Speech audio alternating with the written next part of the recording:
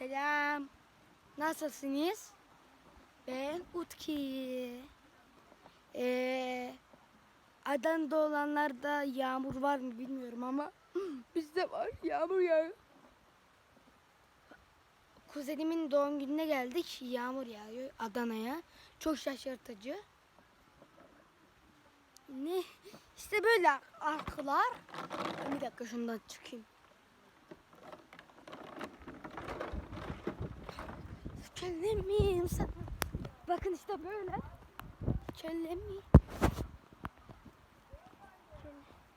Arkadaşlar en sevdiğim şeyi yapacağız. Yağmurda ıslanmayı. Söylemeyeyim sana ben. Sana ne?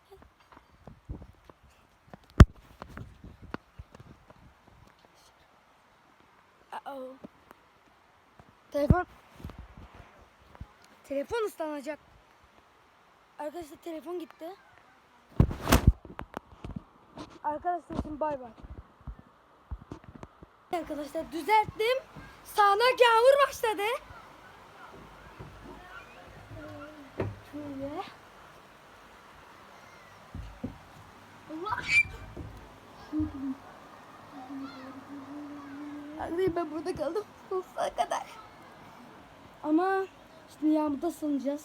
Telefon ıslanmaması için burada tutacağım. O yüzden hiçbir şey göremeyeceksiniz.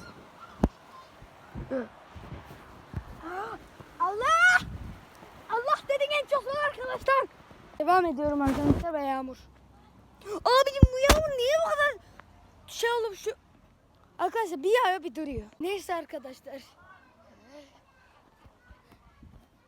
Şimdilik kapatıyorum. Hepinizi öpüyorum. Bye bye. Çabuk halleri.